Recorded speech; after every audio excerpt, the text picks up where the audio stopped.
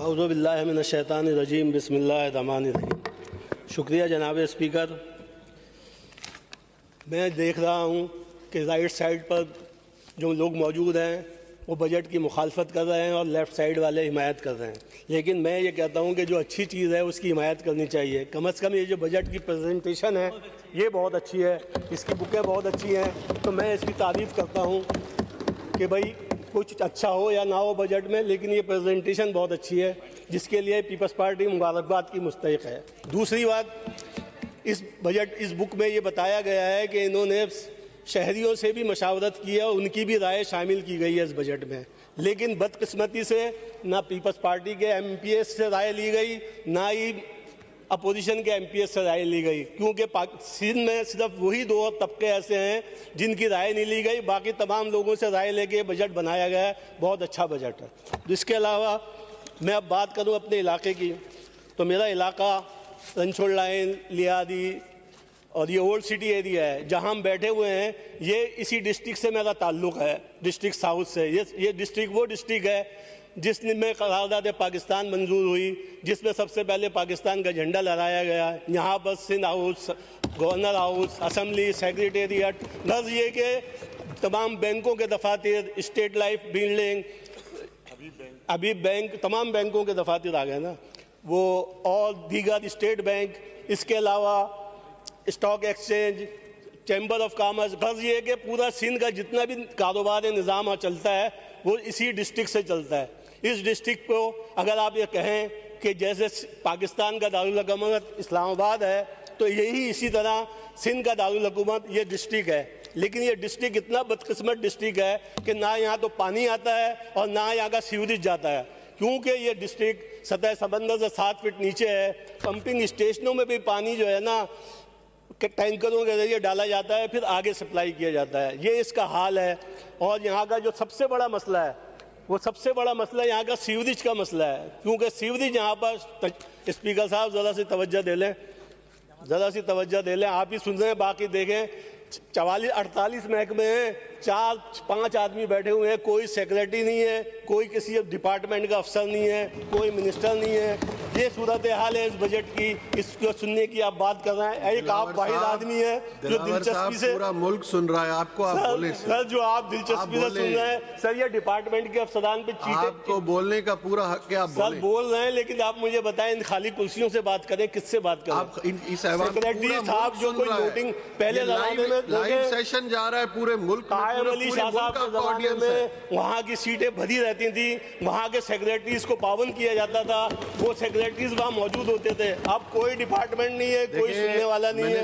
बहरहाल, लेकिन ये खुशी का अफेयर्स बैठे हैं, हेल्थ मिनिस्टर साहिबा बैठी हैं, एजुकेशन मिनिस्टर बैठे हुए हैं, मिनिस्टर कल्चर बैठे हुए हैं, मिनिस्टर यूनिवर्सिटीज बैठे हुए हैं, मिनिस्टर इंडस्ट्रीज बैठे हुए हैं, सर 3 मिनिस्टर बैठे हुए हैं, सर इतने मिनिस्टर्स आप सर 3 मिनिस्टर बैठे हुए हैं, जिसके पास 450 बिलियन है, किसी के पास 350 बिलियन है, किसी के पास 250 बिलियन है। पूरे बजट का 70-80% तो तीन मिनिस्टरों के हाथ में है। देखिए मिनिस्टर साहब उठ के आपके पास आ गए, आपके पास भी बहुत अच्छा बजट है। चल आप बाद में गले मिल लीजिएगा। दूसरी बात यह है कि यहाँ का जो सीवरेज है वो पंपिंग स्टेशन के जरिए जाता है। अंग्रेजों ने 140 साल पहले यहाँ पर पंपिंग स्टेशन बनाए थे। अब मैं बात करता हूँ तो हमारे दोस्त उसका मजाक उड़ाते हैं, जमीला पंपिंग स्टेशन।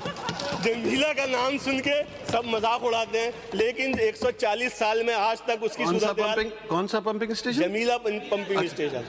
जमीला है, 2 पंपिंग स्टेशन है बड़े, एक जमीला, एक CPS क्लिफ्टन पंपिंग स्टेशन और जमीला पंपिंग स्टेशन। ये सारा सीवरेज पहले इकट्ठा करते हैं, फिर उसके बाद निकालते हैं। इस तरह यहाँ का सीवरेज जाता है। बारिश होती है तो यहाँ पानी भर जाता है, सिर्फ इसी वजह से कि यहाँ का सीवरेज सिस्टम पंपिंग के जरिए होता है। हम कह के थक गए कि जमीला पंपिंग की जो इमारत है तबाह हो चुकी है, जो उसकी राइजिंग मैन है वो पापड़ की राइजिंग मैन बन गई है, उसके ऊपर 2-2, 3-3 मंजिला मकानात बन गए हैं। किसी वक्त भी वो एक पाइप गिर जाता है ना तो 3-3 हफ्ते 4-4 हफ्ते लगते हैं उस पाइप की रिपेयर कराने में। होता क्या है, मैं टाउन नाजिम था, बताऊँगा आपको कि एक पाइप डैमेज हो गया राइजिंग मैन का, तो पूरा 2 मंजिला मकान गिराना पड़ा, गिरा के दोबारा बनाना पड़ा। एक पाइप की तब्दीली में 50 लाख रुपए खर्च हुए, 2007 की बात मैं बता रहा हूँ। अब अगर इसकी राइजिंग मैन तब्दील करने की ज़रूरत है, जमीला पंपिंग की उसकी ज़रूरत है। सईद गनी साहब कहते हैं 2017 में मैंने तो तजवीज़ दी थी कि जी मुकम्मल तौर पर इसको नया बनाया जाए। भाई 2017 से आज 2024 हो गया, उसमें कोई तवज्जो नहीं दी जा रही। तो किसी वक्त भी ये बिल्कुल ही जो है ना बस्ट हो जाएगा और तमाम इलाका जो भी जहाँ कायदे आज़म की रिहाइश है, वो थी पैदाइश की जगह थी, वो भी ऐसी होगी कि हर वक्त डूबी रहती है पानी में, गंदे पानी में डूबी रहती है। तो इस सूरत हाल में कम से कम इसको ऐसा कर लें कि भाई आपको इस्लामाबाद ना बनाएं, इसको कम से कम ऐसा तो कर लें कि सिंध का हुकूमत सारी निज़ाम यहाँ से चलता है, सारी सिंध की गवर्नमेंट यहाँ से चलती है, इसी एक वाइट डिस्ट्रिक्ट से पूरा गवर्नमेंट चलता है। तो कम से कम इस डिस्ट्रिक्ट को बेहतर से बेहतर बनाएं। होना तो ये चाहिए कि हर डिवीज़न में एक डिस्ट्रिक्ट आप सेलेक्ट कर लें। हर डिवीज़न में 6 या 7 डिवीज़न है, तो 7 डिस्ट्रिक्टों को आप मिसाली बना लें, वहाँ करप्शन से पाक सिस्टम बना लें, कोई ऐसा सिस्टम बना लें कि जिससे कि बेहतरी आ जाए। दूसरी बात, कराची पानी का मसला जो मैंने बयान किया, बिल्किस बाजी ने तफसीली बात की और साथियों ने बात की, तो मैं ये बात करता हूँ कि 2 स्कीमें मैंने देखी हैं इसमें पानी की।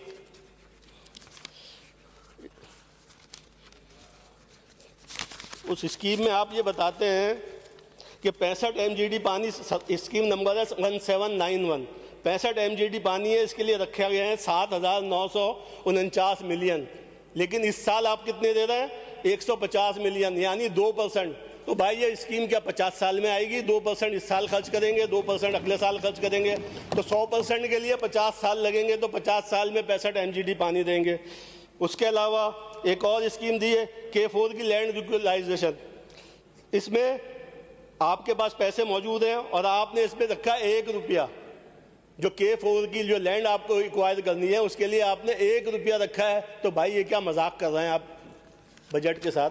क्या सूरत हाल है? K4 का सारा मलबा आपने वफाक पे डाल दिया कि जी वफाक पड़ेगा। और अगर पानी की बात होती है तो कहते हैं कि जी पहले सिंध की एलोकेशन बढ़ेगी तो कराची को पानी देंगे। भाई सिंध को 74,000 क्यूसिक पानी मिल रहा है, तो वो अगर जा रहा है तो यहाँ तो कराची में तो 2% भी नहीं आ रहा, 1.5% भी नहीं आ रहा। भाई इससे ये आने से 260 MGD आने से कोई 0.25% का इजाफा होगा। कोई ये नहीं कि 2, 4, 5% पानी सिंध का कम हो जाएगा, कुछ नहीं होगा, लेकिन करने को तैयार नहीं है। देखें यहाँ के बाज़ इलाके ऐसे हैं जहाँ बराबर में पानी है लेकिन लोगों को पानी नहीं दिया जाता। एक गली वाला दूसरे गली को पानी नहीं दे रहा, एक दूसरा इलाके वाला तीसरे मोहल्ले को पानी नहीं दे रहा, सिर्फ शॉर्टेज की वजह से। तो मैं आपको कहता हूँ और ये यकीन दयानी आपको करा रहा हूँ और ये मैं बता रहा हूँ और आपको वार्न कर रहा हूँ कि आइंदा जो भी फसादात होंगे ना, वो लिसानी फसाद नहीं होंगे, वो पानी के ऊपर फसाद होंगे। और कराची में जो भी मसला पैदा होगा वो इस पानी की वजह से पैदा होगा कि पानी के फसादात को रोकने के लिए ज़रूरी है कि आप ज़्यादा से ज़्यादा इस पर तवज्जो दें और कोशिश करें।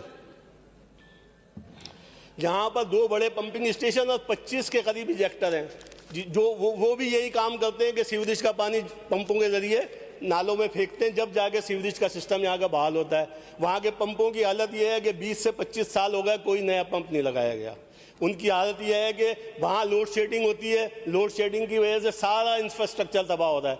जितने करोड़ों रुपए आप सड़कों पे लगा रहे हैं ना, अगर आप सिर्फ लोड शेडिंग को इन पंप इंजेक्टरों पे ख़त्म करने पर लगा दें तो आपके ये करोड़ों रुपए बचेंगे। पूरा बर्बाद हुआ है पूरा डिस्ट्रिक्ट जो है ना, जो सड़कें यहाँ तबाह होती हैं सिर्फ सीवरेज के पानी की वजह से तबाह होती हैं।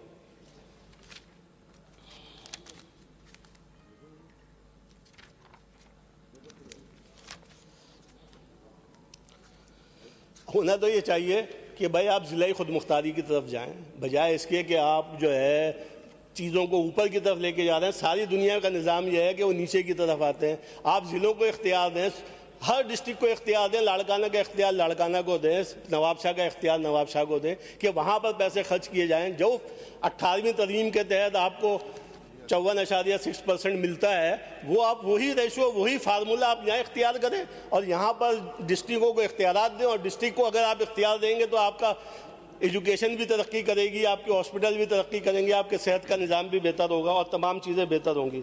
अच्छा, कराची मेगा प्रोग्राम, ये बड़ा दिलचस्प इसमें एक वो है, इसमें 1389 मिलियन रखे गए हैं और कुल 11 स्कीमें। 5 स्कीमें ऐसी हैं जो 2023 में मुकम्मल हो चुकी हैं, उनको भी इसमें डाल दिया। 5 स्कीमें ऐसी हैं जिन पे 389 मिलियन खर्च कर रहे हैं, यानी कि 38 करोड़ रुपए सिर्फ खर्च कर रहे हैं। ये मेगा स्कीमें हैं 5, जिनको 38। एक स्कीम वाहिद ऐसी है कोरंगी कॉजवे, जिस पे 1000 मिलियन आप लगा रहे हैं इस साल। तो ये कराची का हाल है। अब कराची सिंध की आबादी का 34% है, तो अगर आपका 859 मिलियन है, आपका बजट कितना है? आपका बजट है 3,375 मिलियन, यानी कि 3,37,590 करोड़। 3 लाख करोड़ रुपए आपके पास आ रहे हैं जिस बजट में। 3 लाख करोड़ आप क्या कर रहे हैं? आपका खर्चा कितना है? आपका खर्चा ऐसा है, आपका डेवलपमेंट 5959, 28%, 72% आपके अखराजात तनख्वाहों की मद में, दीगर मद में। गैर तरक्याती अखराजात आपके 72% है। 28% सिर्फ आप तरक्याती अखराजात पे खर्च कर रहे हैं। एम्प्लॉयज़ जो हैं उन पे 728 बिलियन खर्च कर रहे हैं। एम्प्लॉयज़ की रिटायरमेंट पे 260, यानी कि 988 बिलियन तो आप सिर्फ मुलाजमीन पे खर्च कर रहे हैं। और आपका तरक्याती बजट इससे भी कम है। 959 आपका तरक्याती बजट है और 988 आप जो है मुलाजमीन की तनख्वाहों पे खर्च कर रहे हैं, यानी कि 32 बिलियन ज्यादा। सर अभी 4 मिनट हुए, 5 मिनट हैं, 10 मिनट पूरे हो गए सर। 7 मिनट हुए। ये लगा हुआ है सर, सर ये लगाया हुआ है सर, मैंने भी अलार्म लगाया है। 3:07 सर मैंने अलार्म लगाया है सर, ये 8 मिनट हुए। अलार्म सुबह उठने के लिए लगाइएगा। नहीं सर, ये आप भी स्टॉप वॉच लगा लें। अच्छा बहरहाल मैं खत्म करता हूँ, थोड़ी सी बात करता हूँ, लंबी चौड़ी बात नहीं करता। इसमें ग्रांट 520 बिलियन की ग्रांट दे रहे हैं आप। 520 अरब रुपए ग्रांटों की मद में दे रहे हैं। आप कहते हैं सेहत में हमने 300 बिलियन का बजट रखा है, तो मैडम को तो 300 अरब नहीं मिल रहा है, उसमें से 115 बिलियन तो आप ग्रांटों की सूरत में दे रहे हैं। आप ये समझ, वहाँ पर अस्पताल भी अच्छे हैं, वहाँ पर डॉक्टर्स भी अच्छे हैं। आपके सिविल अस्पताल में ना डॉक्टर है, जिस पे हमारे राशिद भाई ने तफसीली बात की, ना वो है। मैडम खुद कहती हैं कि जी मेरे पास तनख्वाहें देने को। अब भाई आप ग्रांटों पे 520 बिलियन क्यों खर्च कर रहे हैं? क्योंकि उसका कोई हिसाब नहीं होता, उसको कोई पूछने वाला नहीं है, उसको कोई कहने वाला नहीं है। आपने 18 बिलियन इसको दे दिए, 20 बिलियन। भाई वो बेहतर काम कर रहे हैं, अच्छे काम कर रहे हैं, पूरे सिंध हुकूमत को ग्रांट पे लगा दें, सबको ग्रांट दे के इदारे बंद कर दें। मेरे भाई फारूक अहवान ने बात की कि 8,000 कुछ रुपए जो है ना आप एजुकेशन पे फी बच्चा खर्च कर रहे हैं। भाई आप एक आदमी के 4 बच्चे हैं, उसको 32,000 रुपए दे दें कैश कि भाई वो अपने बच्चे को खुद प्राइवेट स्कूल में पढ़ा लेगा। आप एजुकेशन के महकमे को ख़त्म कर दें, क्योंकि ना यहाँ पीने का पानी है, ना वहाँ पे बाथरूम है। प्राइवेट स्कूल में बाथरूम तो होता है। शुक्रिया दिलावर साहब, थोड़ी सी बात रह गई है। 89% जो है ना शहरी इलाके टैक्स देते हैं आपके बकौल, जबकि हमारे हिसाब से उससे भी ज्यादा। वाइंड अप कर लें, ये लास्ट स्टेटमेंट है। 1 मिनट में करता हूँ। बड़े जमींदारों पे टैक्स लगाया जाए। आपने सारा बोझ जो है ना शहरी इलाकों पे डाल दिया है। आप मजीद टैक्स बढ़ा रहे हैं। स्टैम्प ड्यूटीज में आपने इजाफा कर दिया, सेल डीड में आपने 1% के बजाय 2% कर दी। रियल एस्टेट के एक्नॉलेजमेंट जो आदमी एक दूसरे से मुआहदा करता है ना, उसकी भी 50 रुपए से 500 रुपए बना दी है। अब अगर इसी तरह बात की जाए, एजुकेशन में आप 454 बिलियन खर्च कर रहे हैं। भाई एक बच्चे पे 8,000 रुपए लगा रहे हैं। शुक्रिया दिलावर साहब, शुक्रिया।